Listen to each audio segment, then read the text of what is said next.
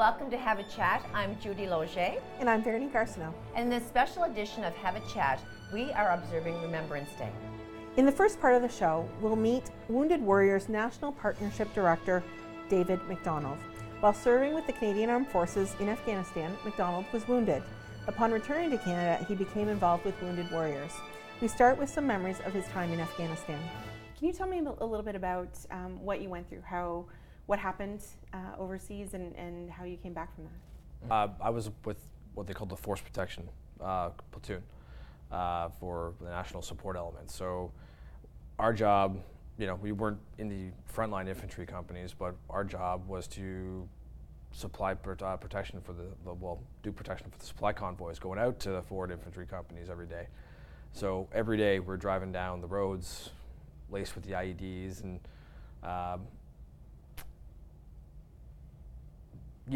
if we came under fire, we don't have an entire company of infantry fighting soldiers. We have 6 to fight off the ambush or anything like that, and 3 vehicles so it was a job that you don't often hear about, but it was a job that I was incredibly proud and the people I was with, I couldn't have asked for a better group of Canadians to have served with. They were my family. The stress of being a human bomb detector was immense. You didn't feel it at the time. You felt it when you came home, like that, right? But because it's just your job. Yeah, it's just your job. And you're it's a job. You're with your brothers and sisters. You just didn't want to do anything that might end up getting one of them killed. Right. You didn't so worry so much about yourself. But you did see friends be killed around you, and that kind of brought things back. I attended one too many RAM ceremonies, unfortunately, and that's where the soldiers would go home. As my injury, March 4th. I was due to go home in about 2 months to that date, but I was one of the last members of my platoon. I actually was going to be the last member of my platoon to be ripped out, so I got extended again. But March 4th, we were going out patrol. I don't even remember which fob we were going to, but I remember orders that morning and leaving the gate, and that's the last thing I remember for a long time. The report went that we were involved in a vehicle incident of some type that ended up, we were in the lead vehicle, we were clearing a bridge, and we got to the other side, and some vehicle incident happened, and our vehicle ended up rolling over at high speed. And I got injured somehow in that, and pretty severely. It caused multiple broken bones. Some pretty big ones too, like pelvis and legs and stuff like that. But the worst injury was to the brain. I suffered a traumatic brain injury and had bleeding in the brain and on the left-hand side. So they medically evacuated me out. And I woke up in the hospital in Germany 14 days later. And that's my next memory. Really? And that's got to be a frustrating piece too, though. Incredibly frustrating. Yeah. You can't remember. So I woke up and couldn't feel my legs, really couldn't feel anything below my neck. And I thought, worst fear I thought I'd be paralyzed. Right. And they said, no, but they listed off the injuries I've had. And I'm like, oh, okay, awesome. So much better. I've had to rebuild my entire left side of my body. That's right. Wicked, right? You weren't in any pain because they put you on morphine drips and stuff. And morphine is quite a drug. Let me just tell you that. You had the good stuff, yeah, right? Yeah. It was. I wasn't feeling any. I was very comfortable. Wasn't feeling any pain, but they kind of explained how it would go for me for the next couple months, and yeah, it wasn't going to be fun. This was going to be a life-changing injury, so got myself back in the gym as soon as I could and started getting, working with trainers and things like that. But looking back at it now, all the signs were there. I was going through mental issues right away, and I couldn't deal with, crowded areas or anything like that. Loud noises really would bug me. Firecrackers drove me up the wall. But it's not what, when I talk about it, it's not what you would think necessarily. It's the firecracker, the explosion. Everyone thinks, well, that's the one what drove you. Right. That had nothing to, the explosion was actually relaxing. Because overseas, we were in this outpost for a while, and we were getting mortared a lot or something like that. But they were mortaring so close, you actually could hear the launch of the round out of the tube before it hit. Right. And I had one particular close call where I was caught in the open, and all you can do is just go to the ground and hope for the best. And so you're waiting to hear the explosion, because if you hear the explosion, you're alive. Right. If you don't, you're not. You're not, right. And so it's the sound of the launch of something that drives. So that was getting to me, and still does to this day. I was finally able to watch the Sea Like a Fireworks for the first time this year. So it takes you back. Yeah. So it was that kind of stuff that I was, and I just chalked it up to, okay, this is just my hypervigilance from coming back from tour. This is survival I'm instincts. having to adjust. This is right? just an adjustment, except I never adjusted. Right. Didn't find any fulfillment in life anymore. My jobs weren't fulfilling. I didn't really care to hang out with my friends. I kind of just isolated myself at home, and that caused a strain in a relationship. I ended up, getting married, and we had a great great wedding down in Jamaica, and it was a great time. And things disappeared for a while and like that while I was down there, and they came home. It came right back again. Eventually, that ended, and I don't blame her at all for it. I understand, and I was doing stupid stuff that I probably shouldn't have been doing. I was engaged, I never really went through any addiction issues or anything like that, but anything to try to feel that adrenaline rush again. And just kind of stumbling through life is the best way to say it.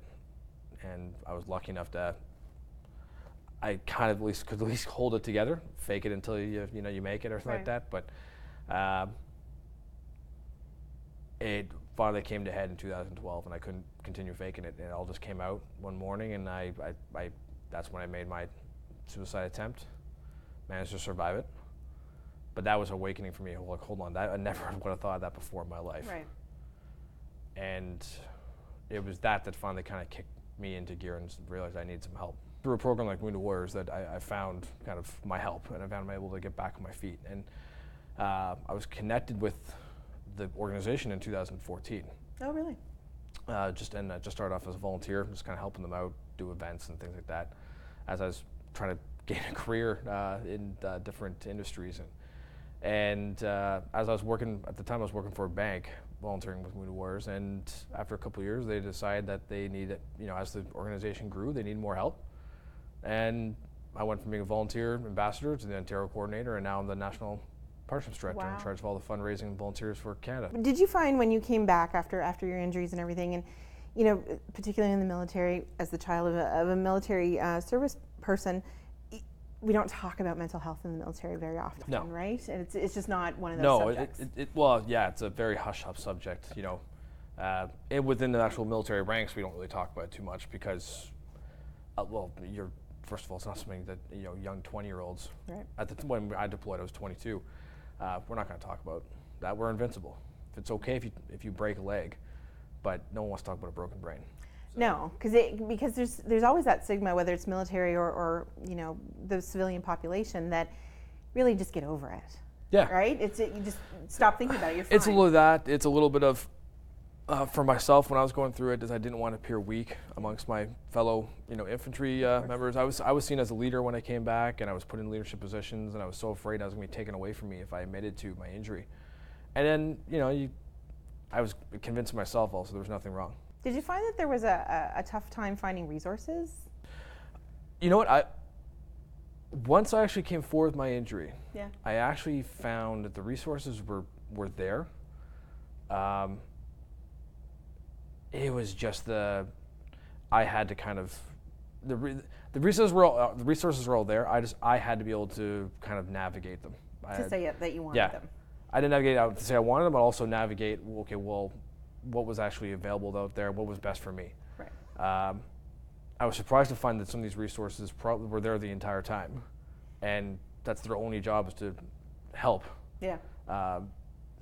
Soldiers coming home dealing with these injuries, but they obviously can't treat us unless we come forward with it first. But it took a little while to get comfortable with the idea of going to go sit on a couch and air all my dirty laundry out, because it's just not something that we, I think, do. Are you finding it easier to talk to your fellow military about mental health and to talk about, to talk with the students and stuff like that in the high schools as well?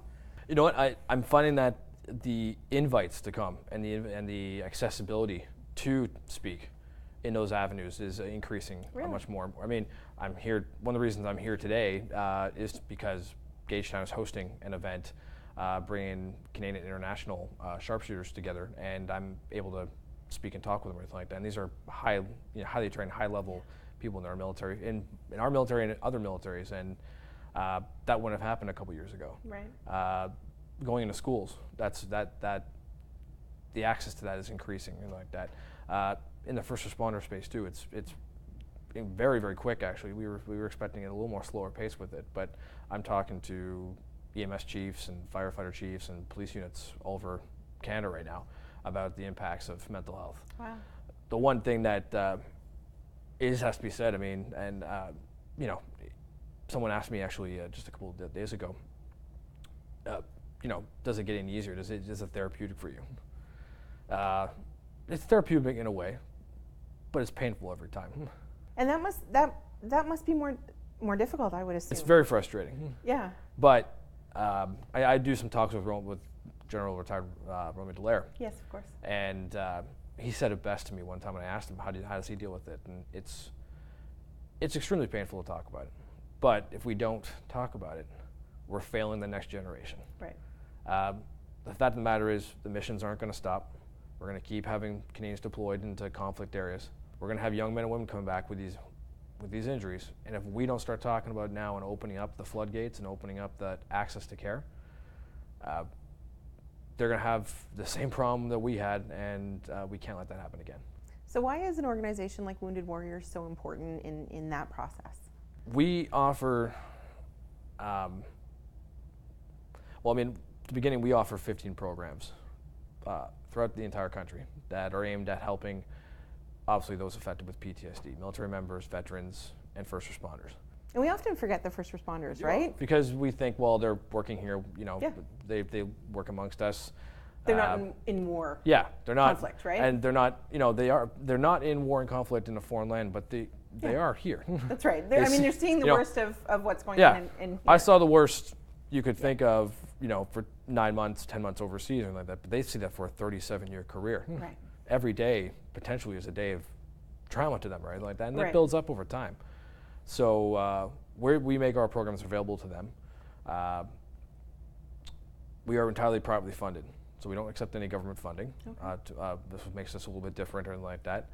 And that also allows us to just make sure that the funds we can kind of circumvent the red tape a little bit. We don't have any oversighting body necessarily to go to, other than the CRA, obviously, when it comes down to tax time. Yeah, that part. And our donors, which Right. is the most important factor to us. We have to make sure that we have the trust of the donors. Another big thing I think that works really well is when I came forward with military with my injury, all the services were made available for me, but they weren't made available for my wife.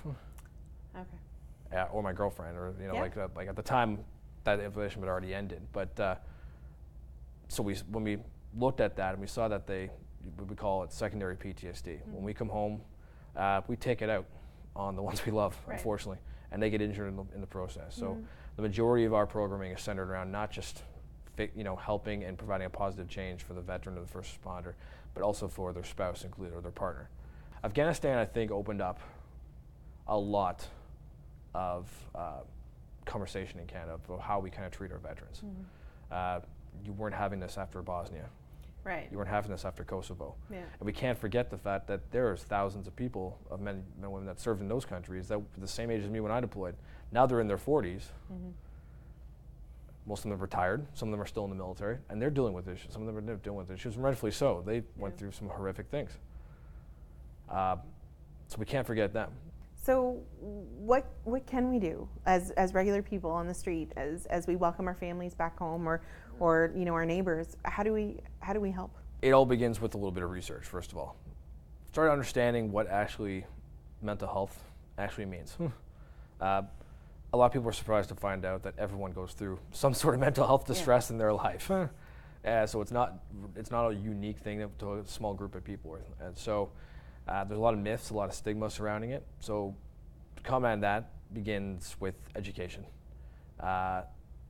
and it goes beyond just looking up online. I think I think everyone should advocate to their local, government, local leaders and like that about the possibility of creating education programs or education avenues within their local communities about how these things can affect you, but also the services and stuff available for them. Because if we only focus on, the complications involved, but don't put out any of the help, then it's not really it's a very negative, downtony thing, right? Right. The other thing, get involved in your local community in different volunteer groups or anything like that that help out within the military communities. One of the things I know, actually, when I started following Wounded Warriors was through the 22 push-up challenge. Yes. And that stemmed from, it's every 22 minutes a first responder or service person attempts or commits suicide. So that stat is, well, I'll admit, it is from the States. Right. Yeah. We are lucky and very lucky that that's not a stat that is consistent in Canada, where every 22 minutes a military veteran or first responder attempts suicide. Mm-hmm. We still have lost far too many. Yeah. And it's the engagement within Canada has just been amazing. Yeah. People are sending Social in media, right? Oh yeah. Yeah. It's our first viral campaign, Yeah. and it's gone to almost it's raised over, I think, $100,000 now. Amazing. And we challenged the country to raise $150 by November 11th this year. We challenged the Prime Minister, Aaron O'Toole challenged the Prime Minister on Really? the Hill. Yeah. I haven't seen him do them yet, so he better. Sure. Not only the money it's raising, but the awareness. Yeah. So before we head off to break, what do you really want everyone to know? What's the one thing that you want to leave everyone with? I guess we'll just say for everyday, for the people watching this or something like that, you can be the change, no matter how you want to do it, or how little you can, want to, support something like that. You can be the change, the positive change in someone's life. So when you donate, you're not just potentially changing that life too, is we just talked about, you potentially are saving someone's life. And then for the first responders and the veterans and the military members that may be going through a rough time right now, I'm with you. Our logo is a soldier carrying another soldier off the battlefield in the fireman carry, the classic. And when I came home, I was the one being carried off. But after the treatment I've gotten and the care I've received from my family, from the military, as well as organizations like Wounded Warriors, I'm no longer the one that's being carried off the battlefield. I'm the one carrying people off the battlefield. And you can go from that person to this person. So you don't have to reach out to us if you're in stress, but reach out to somebody. There's services available. Don't be scared, because I don't want you to become another statistic. So what's next for Wounded Warriors? We had a big announcement. It's available on the website now. But so every year we've been since like 2013, I believe, 2012. We've been hosting a battlefield bike ride, and it's a major fundraising initiative. It's raised well over several $1 million over the years or like that, in support of the charity. And it's where we take veterans and regular Canadians over to Europe to visit the battle sites where Canadians have gone before. And we've always traditionally done the World War II, World War I sites in Europe. We did one year go to Italy and visit those sites. And I don't envy those riders, because you can see how the mountains there in Italy are a little higher than the ones in Northwest Europe. I've driven over them, but Yes. I can't imagine biking over them. But this year, 2018, we decided that it was time to pay homage to another group of veterans. And so this year we are returning to the Balkans, and we're going back to visit the battle sites of Kosovo, Bosnia, and Sarajevo. Mm-hmm. This will be the first year we're actually going to have veterans that were there, that fought in those places with us on the ride. It's going to be emotional, I'm sure. but this is our homage and our way to pay our respects to the other brave generation of Canadians that came before us, before the Afghan vets, and the ones that we looked up to, and the ones that trained us for our missions or anything like that.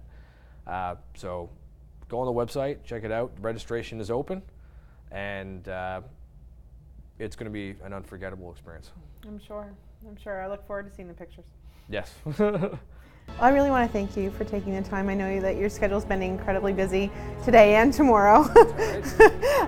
It's an early morning tomorrow. I gotta be on the range at 6. But yeah. So I thank you for that. But you know, I look forward to what's to come with Wounded Warriors and to see it blossom a little bit more in New Brunswick. Yes. And then across the country as well. Absolutely. So thanks so much. My pleasure. Thank you.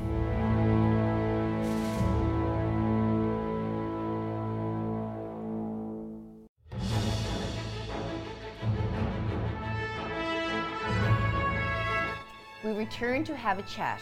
In this part of the show, I will introduce you to Major Ronald Dufour. He's the commander of the North Shore Regiment.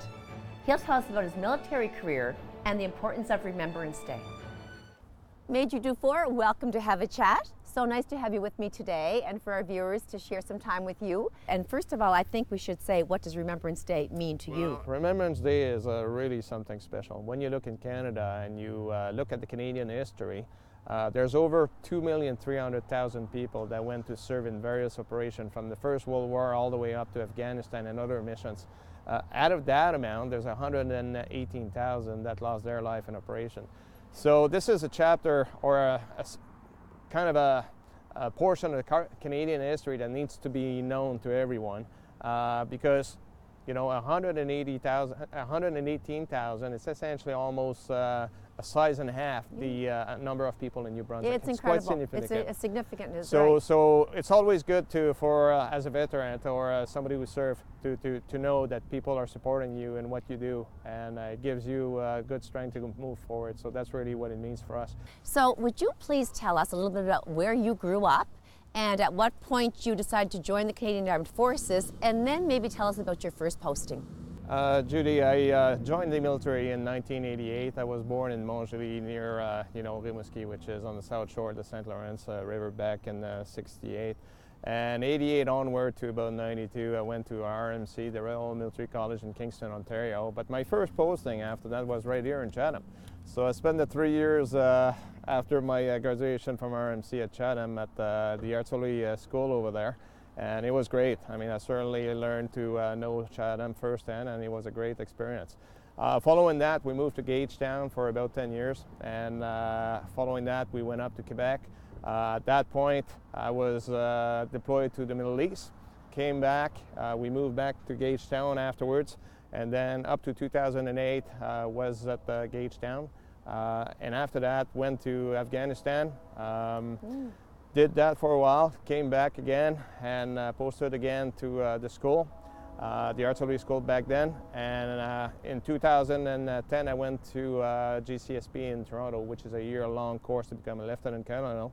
Got promoted, went back to Afghanistan, and in 2014, we decided it was time to move on to a different style of life after 26 years in the regular force.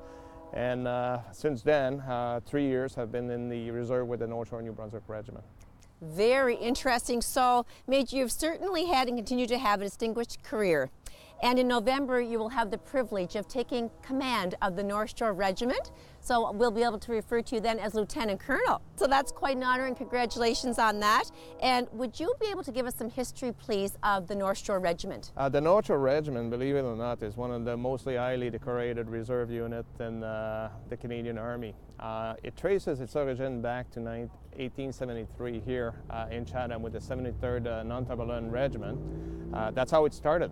And basically it evolved to become the 132nd Battalion, and there was also the 165th Acadian Battalion. So those were battalions that were prepping people here in northern New Brunswick and eastern New Brunswick to go to the First World War. So that's what happened.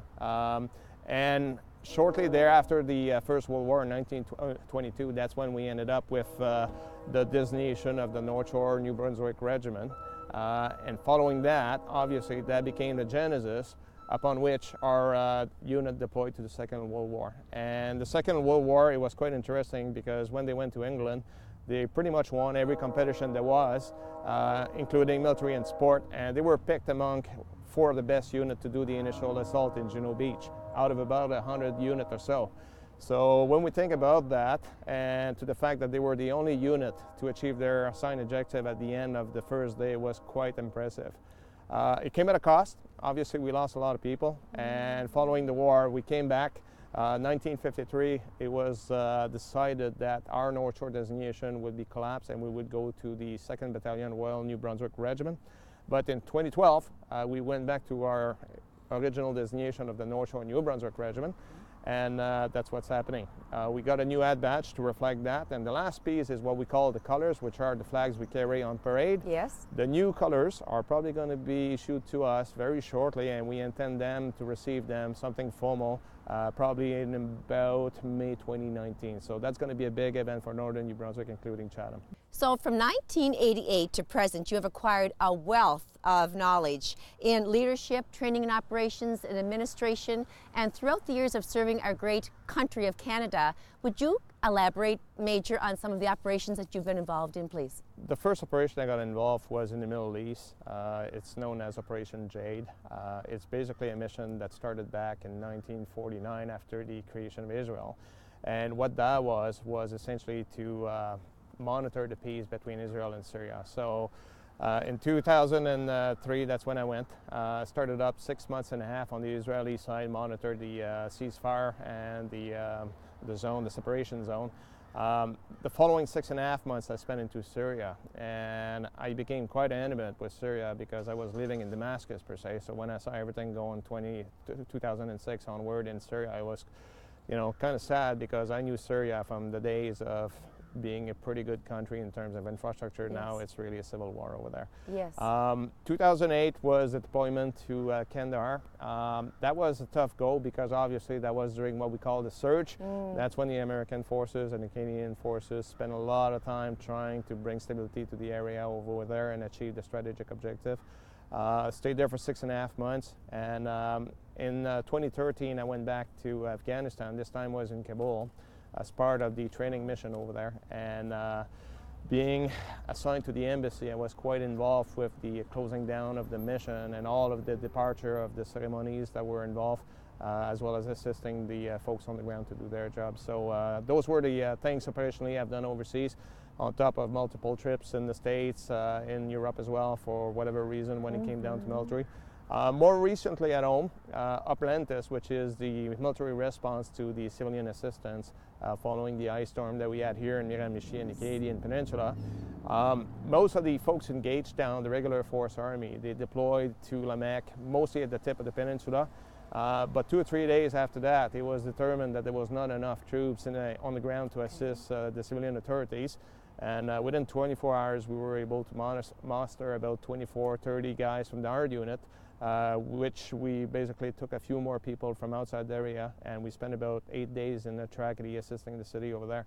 So the people of the Acadian Peninsula, they certainly had their opportunity to see what we could do firsthand. Yes. And we also came here to Miramichi to gather some of the lessons that were experienced by some of the emergency folks up here as well. Yeah, it was a total disaster. We hope we don't have that episode again. But we saw really good sign of solidarity, things that we You're right. really saw good people coming to the forefront, assisting others. So it was kind of nice, and Yes. being able to contribute to their welfare, making sure everybody was safe, was You certainly the did. best thing we could do. Certainly did. Thank A you, Jim. great effort there on behalf of all of you. Great. I know there are cadet units affiliated with the North Shore Regiment, so could you just talk about the cadets? Really is kind of an academic civic role. So it's basically teaching them to become more, better citizens Yes. over time. And for us, we have 4 Army cadets linked with us.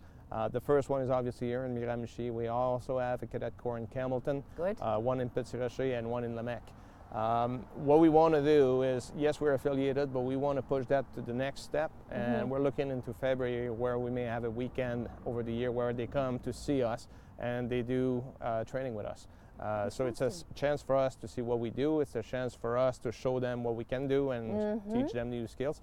And I think people are going to benefit out of that. And that's one thing we're working certainly for the month of February. Definitely, and recruitment's a big issue. We know that there are members needed always in all areas across the forces. So could you talk about the importance of and the process of recruitment? Okay, perfect. What I'll do is I'll give you a bit of a sense of the unit nowadays. Our established strength is the amount of people that we can have on the payroll is about 150. We're currently sitting at about 110.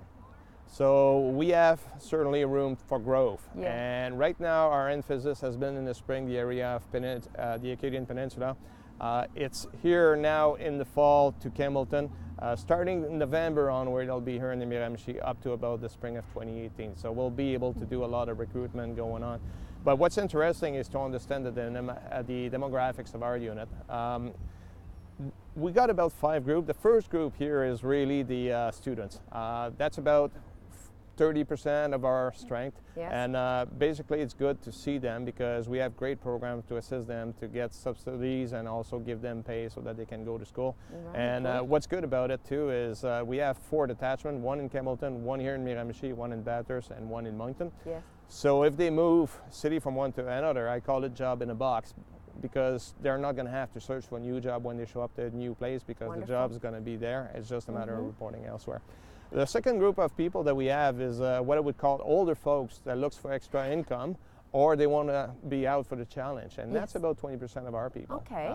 That's really good to get them because they provide continuity to our unit. You're totally right. The third group that we have is essentially First Nation people, and here in Miramichi it's a success story. We have about 12 people that are on our establishment, Great. and we're about to embark into a new way of doing things in Campbellton that's going to reach out to the Lestigouche First Nation community over there. So it's a great success story, and we're probably one of the leading units when it came down to the Canadian Forces for Aboriginal First Nation inclusion into our unit. The fourth group is essentially people like myself that's done a lot of regular force army, and eventually they decide to move on and have a better balance in life and be able to give back to the community. We have about 10 people in that boat. And the last group is what I would call people that are in this series where they want to join the Reg Force, but they have reason not to jump feet first. Either they have a family they have to look after, they have a job, and they don't want to jeopardize. So they're going to take the reserve as a stepping board to go to the regular force. And that's pretty popular as well. Wow. So recruiting now, as I said, we're looking at about 40 people. And certainly one of the good things that has happened is over the last year is the recruiting system used to be quite centralized. Now it's being decentralized at the unit level. So we can administer some aptitude tests, we can do physical fitness tests, and it goes faster when we do so. Yes. The only thing that we haven't got devolved to us yet is the security and the medical. And that, depending of the individual who wants to apply, may take different bit of time depending of how much information they ask. But the recruitment is a big thing, and for us, Miramichi has always been good. Yes. Miramichi is the home of 8 companies during the Second World War. It was well known to perform extremely well on operation. And the guys here and the girls are quite proud about what we do, and we want to keep that, and that's why we're going to come back here in Miramichi December onward to get as many people as we can into our unit. The whole idea is to get 150 people for when we're going to do the change of colors in 2019, and that would be great. You know, with representation, support from the area, that would be excellent if we could get there, and I'm sure we're going to get there. So, Major, I'm so proud every year to MC an annual event. It's called the Diva Diamond Night. And I just am so proud when I'm there because there's such young people that are so disciplined and wanting to help, as you said, the community, and they're so eager to go forward in their career. And I just watch them year after year develop, and as far as I can see, there are quite a few females joining now, and there always had been, but can you talk on the ratio of male to female? For us, we're an infantry unit, so it's physically quite hard, but we have ladies who are stepping up to the challenge, and we have about 6, 7 of them. And to tell you the truth, they're as good as any man up there. I agree. I would agree. They do their thing, and it works. They contribute. They have the leadership. They have the mindset. They have the aptitudes. And for us, it's really good. I mean, we're looking obviously to take more women on board. But you know, the one that we have are great ambassadors for us. And every time we have an outreach event, they're part of it. Yes. And they basically communicate what this unit is all about and the values that we cherish as a unit. When do you reach the age where you're not eligible to be part of any of this? Basically, the youth, when they want to join, they could join as early as 16 with parental consent. But I think it's about 18 when they can apply on their own. Technically, in the reserve, you can serve up to about 60 years old. 60? 60 years old, but what I would say is physically the demand of our trade, past 50 it starts to be quite demanding at that point, yes, because physical fitness and health is a big one that we need. So, Major Dufour, I'm really interested in learning a bit more about all of these medals, as I'm not part of the Canadian Armed Forces. So, beginning with your right and the gorgeous medal on your right-hand side. Yeah, this one, Judy, is what we call a badge. This is the Army badge, so everybody that belongs to the Army as an element has one of those. Yes. So that's how we differentiate people that belongs to the Army Right. or the Navy or so on. So that's our badge as an Army person. Yes, Obviously, nice. those are the medals. This one is the General Campaign Star. This one was earned in Afghanistan. The 2 bars on top of that reflects that I've been in that theater of war for about 17 months cumulative there. This one is the Peace Support Medal. This one is the the United Nations Trust Supervisory Organization Medal. With the two signifying essentially I've been in that theater of operation for about 12 months. Obviously, that's the Queen Diamond Jubilee, and that's the Canadian Decoration #1 because you see the 1 bar. So essentially, Beautiful. that's what I have. You must be such a proud man, because I know I'm proud to be Canadian, and I always want to take part, of course, as you do, and anybody that, you know, honors those that have served our country. So where will you be on Remembrance Day? This year, I'm going to be up in Bathurst because there's a good chance that the Lieutenant Governor is going to be there. And that's where I'm going to be. Our commanding officer at this point is going to be in Campbellton because that's where our focusing for recruiting is going to be. But yeah, we're proud to be part of these events because they're really important for us. In my case, Afghanistan has been the theater of war that I've experienced over there. We have a small army, we have a small armed forces. We all know somebody who's been affected by our deployments over there. And taking a bit of time to reflect on that and paying tribute to them is what's important to me, and it is important to a lot of people that I know that are still serving in the military. Hearing from you today and looking at all you've accomplished and intend to accomplish, I'm so proud of you and all that you've done, and continue with the success that you've had. Thank you very much, Judy. It's Thank been you a very much for pleasure. the viewers. And like I said, come out of the great force for the Remembrance Day and show your support to the troops. We will be there. Thank very you so Judy. much. Yeah, bye-bye.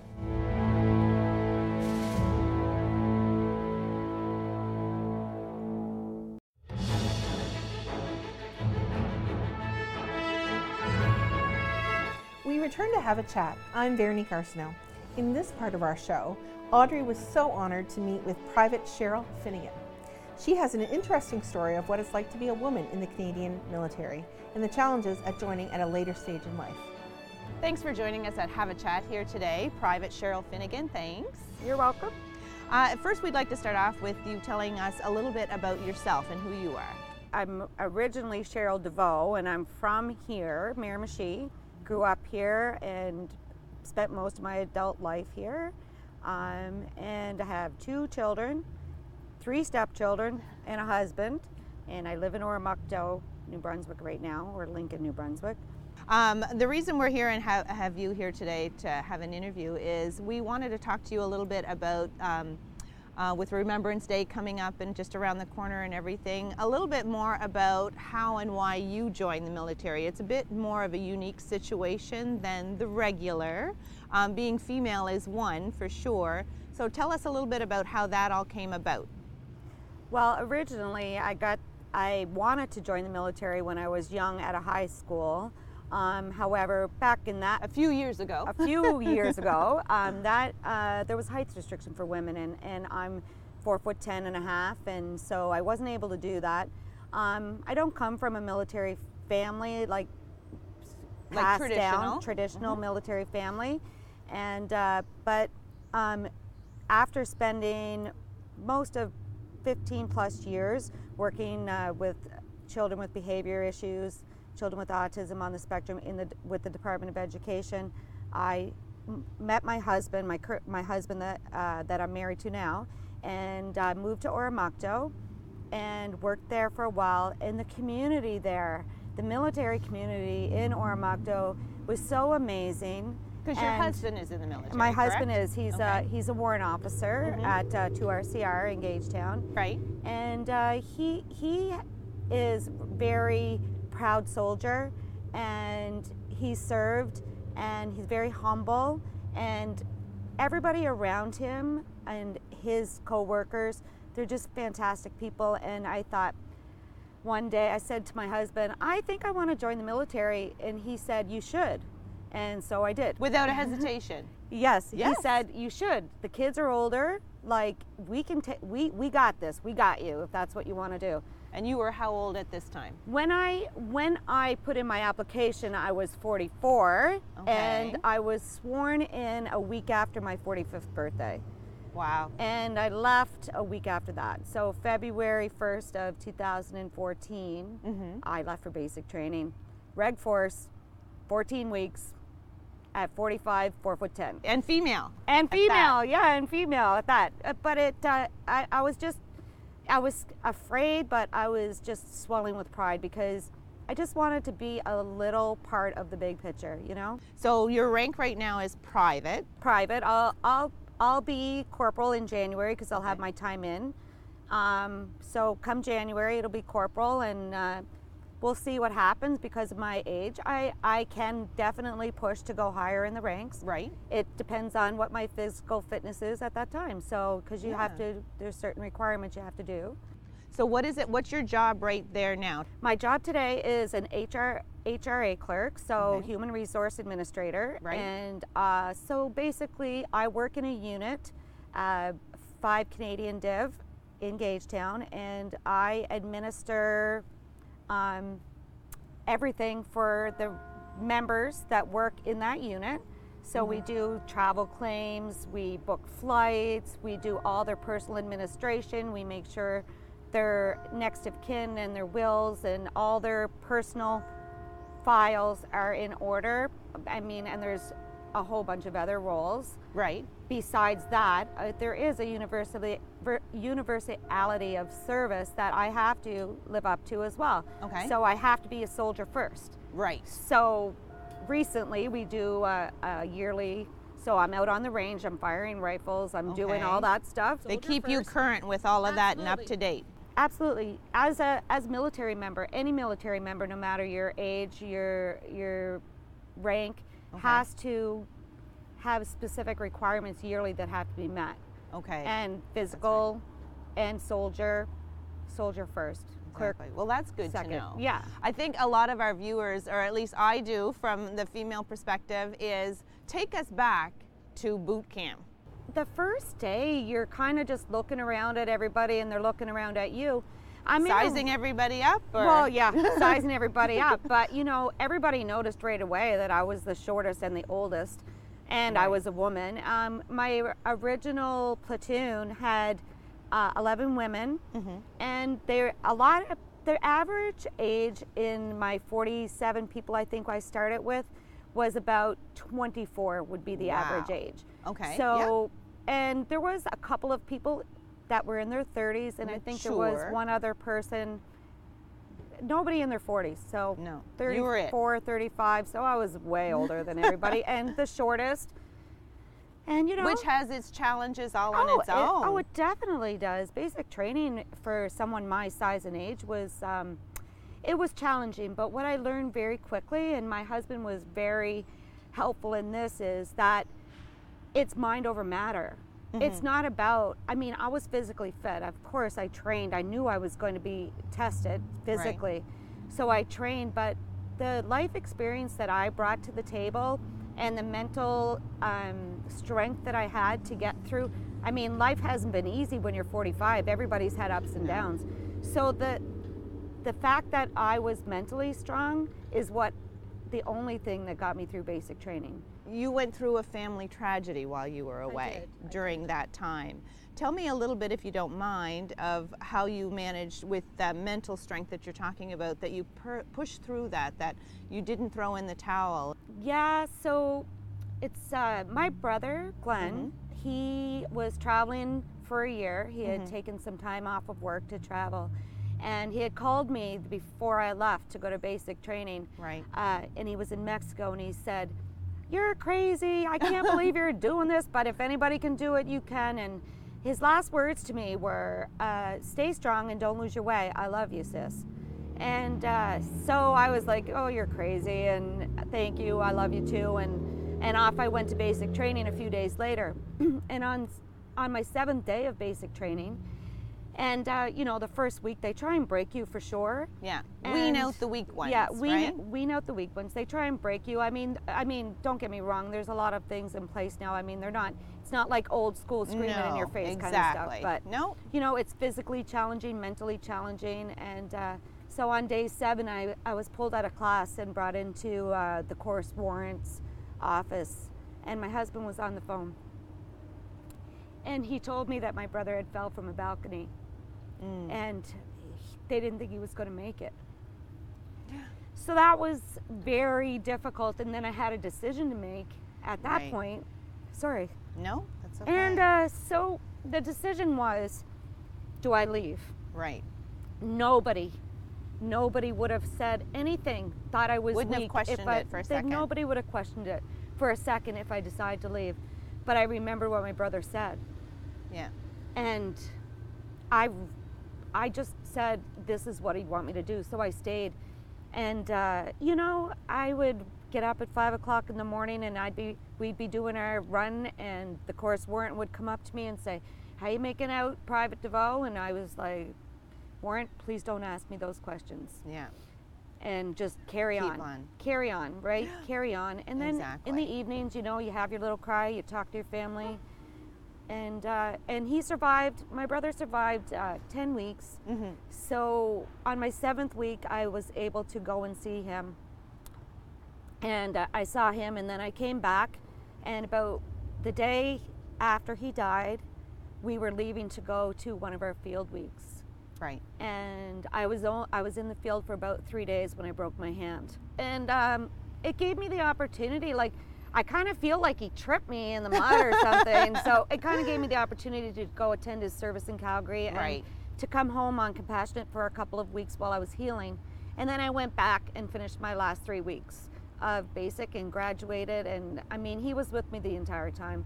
Yeah. And, you know, head down, just move forward. Soldier, don't lose your way is what he said. Don't lose your way. Soldier on, right? Soldier on. Soldier first. At that time, I wasn't a clerk. I was just a soldier. Yes. I wasn't trades trained. No, right? Exactly. So that's that story there. Yeah, it's you know, it's something I hold close. I'm very proud of myself. I'm very proud of the woman I am. You know, it takes strength, and the mental strength, not physical strength, did not get me through that. No, I'll tell you, it was the mental strength, right? And the community themselves, like they said, to help you get through that and understanding and everything, like, which is the reason why when you moved there, you said you wanted to be a part of that in the first place because of the community and how close they are, like one big happy family. Absolutely, right? Absolutely. You know, I've worked in a few different units since I've been in, and I've met some amazing people, and I've worked with hundreds of soldiers that are coming in for their training and just newly coming out of basic, and I was able to empathize with them when they arrived there, and they didn't really know anything, and I helped them as much as I could by administering and letting them know what their benefits were, and you know, how they can utilize their leave that they've earned and different things like that. So I had a little bit of a leg up because I could empathize with them. Exactly. So yeah, it was it's been a really great experience. I have no regrets. No regrets. No regrets at all. So I'd like to ask you, what advice would you have now for someone looking to join the military or contemplating the idea, especially someone who's a little bit older? You know, I say go for it because it changes who you are, and it gives you a strength and that is unlike any other strength. I mean, we all have our struggles and we get through daily life, but it just, the sense of accomplishment that you feel, and the pride and the community that you're in, and you know that, you know, 400 people always have your back at any given time. You know, I say go for it. You know, and just remember that giving up is not an option. And as long as you remember that giving up is not an option, then you'll make it through. And, you know, my husband always says, you're only as strong as your weakest member.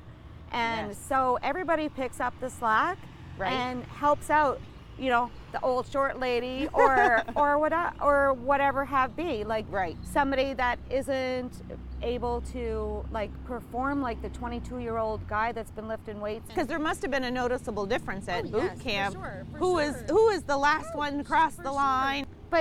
But that's the thing. They don't leave you behind. What the military is like, you know what? They'll make you do in basic training. They made us do drills over and over and over again until we realized, the younger people realized, you know what? It's not. They don't want to know who's first. They want to see you come across the line together. Right. If you come Okay. across first, you're not near as valuable as the group that comes across together. Right, and so It's strength in numbers. it is, and it's teamwork, and because that's what the military is, all across the board and all across Canada, Yeah. it's team.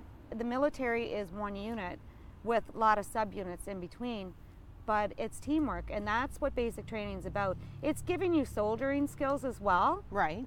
but you'll get those mostly when you get to your unit because they're trade specific. Like there's, you know, 150 trades plus in the military that Right. you can join. Right. And so the base of basic training is to teach, you know, Unity. the pride and the honesty and the courage, all of those things, and unity, and to work as a team, because if you don't, I would think maybe as a mature student that would have been something that came to you quite quickly, as far as that's what they were expecting over the ones who were in their 20s. there was quite a few people that just came, you know, shortly out of high school, still lived at home with their mom, and Yeah. and never Wet really behind had the to, ears, we call yeah, that. you know, we had to iron and do laundry and keep stuff clean and in order, and they're like, you know, but they My can mom run does fast. all this but stuff they at could home. run fast, and they could lift a rucksack like nobody's business. You know what I Right, mean? And exactly. they could, you know, do all the strengthening stuff. So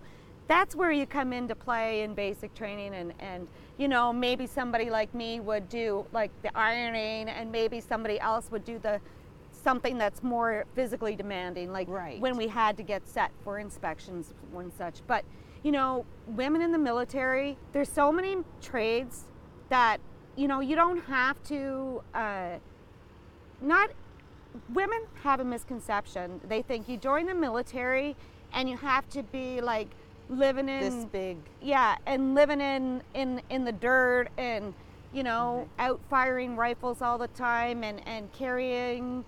It is soldier first, but there are trades. Like I'm a clerk. I sit at a desk most of my day, although I work out every day as part of my working hours. Right. I go to the gym for an hour every day, and there's lots of different things inside the unit, like unit PT, like physical training. Okay. So, I mean, you just do. There's so many trades. I think what it is you don't have to be on the front lines to serve your country. That's right.